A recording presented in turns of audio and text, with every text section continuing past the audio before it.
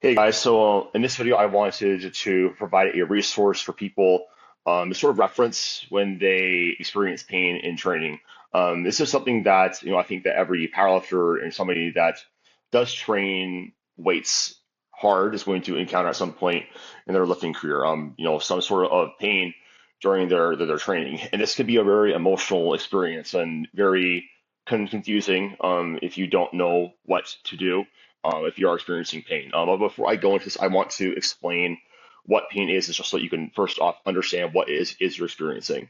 So pain is a very complicated input of several different aspects of your environment. We used to think that if you had pain, we had an actual structural issue. This was basically referred to as the biomedical model of pain. But as we have learned more about pain, we've come to understand that pain is more complicated than like just structural issues because they had some people with back pain, and actually lots of people with lower back pain actually have no structural issues or deformities.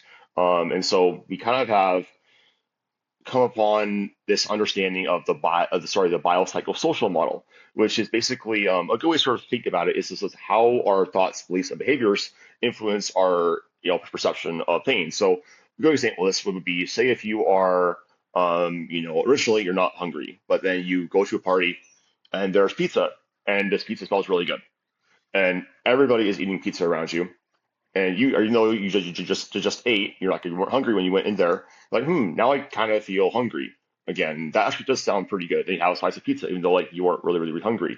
That's a good example of basically how our environment can influence, how we might feel about a certain situation. So pain is really just your body saying, hey, be careful here. There is a chance that you could get severely hurt here. It's a good thing that we have pain. If we didn't have pain, it's like you could touch a hot stove, and you know, you could really hurt yourself and really have your hand get burned off. This is actually an issue some people have, but it's very rare. Pain is not a bad thing. So, anyways, you just got in pain training, and you're like, what the hell do I do? So this is something that I really like to reference as the stoplight system of pain.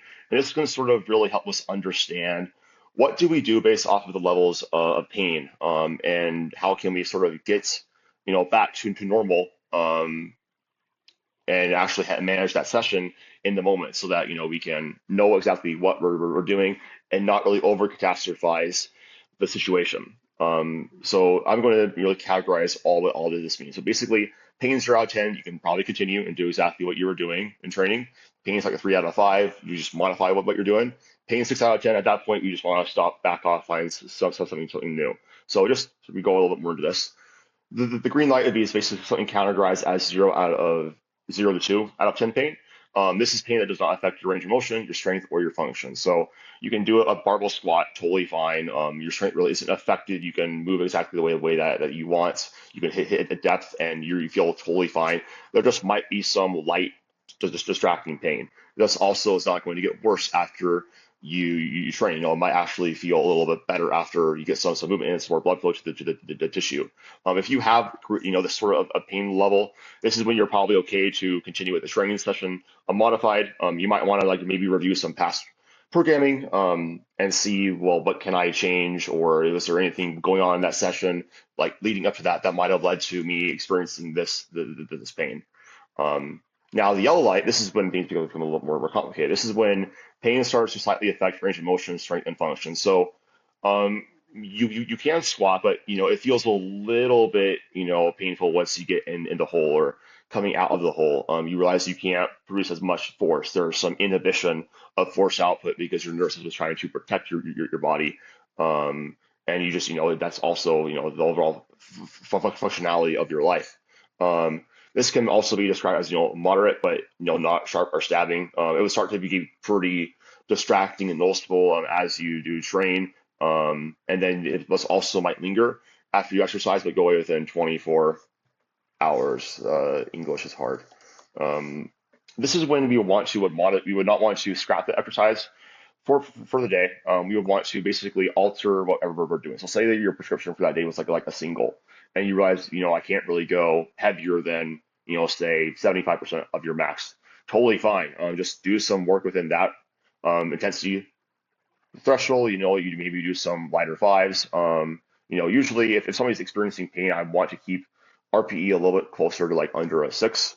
I find that that's usually really good for building up a tolerance, not really modifying pain. And that also like go with like the intensity there. Volume, maybe you only do like one set instead of two. If you notice, okay, like that's getting worse as I do more and more sets. That's when you might cut it. Or maybe you only go down to like a pin squat that's like slightly above parallel. If it really is going down the hole, that does hurt. The main reason why we don't want to just like, if you have pain, just like scrap the exercise, because if we don't, like, especially if we are trying to do a certain exercise for a sport like powerlifting or a little bit weightlifting, we want to desensitize our body to that stimulus and habituate our body to that stimulus and that exercise so we can actually return to normal.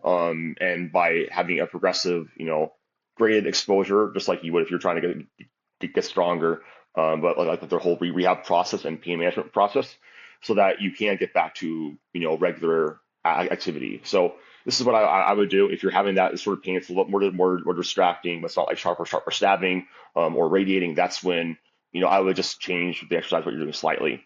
Now the red light is when pain starts to significantly affect your range of motion, your strength, and your function. So it's basically very hard to even squat. Maybe just unracking the bar is extremely painful. You can't perform even near a full body weight squat. It's just super painful. You're not nearly as strong. This is going to be a severe pain. Usually there's going to be some sharp stabbing sensation. It might be like shooting or like radiating. And this is usually going to get significantly worse. Also, this is when it's probably going to start to seep into activities of daily living. So it's harder for you to, like, say about a back tweak. It's hard for you to walk around. It's hard for you to bend over and tie your shoes, like stuff like that. This is when you want to find a new exercise to do that day. So say on a squat, you do a goblet squat instead. That doesn't hurt. Or maybe the goblet squat hurts, then you go and you do like a leg press, and then that doesn't hurt, and you do that. So something like that. You want to find an exercise that modifies or so that like resembles that movement pattern, and really just progress within that. And then as your pain symptoms improve and they go more towards yellow and green light, that's when you start going back to, say, your starting spot is a leg press. Then you would want to go back to, say, a high bar 3 count eccentric squat with the pause. Then you just do the pause, and then you go back to low bar squatting as your pain symptoms improve more towards green light. So hopefully this is helpful. This is just something that you guys can reference in case you are experiencing some sort of pain. Excuse me. In your training, and this can sort of give you some guidance on what to do. This is just a part of the training process, and the more that you can learn how to, just make the smart choice in the moments and back off when you have to. If the pain is that bad, you will do yourself a lot of favors handling it the right way, as opposed to just being stubborn, trying to push through it, and then you're out of the gym for a long amount of time. So I would just reference this, and this is the good way to go about things in case you experience pain.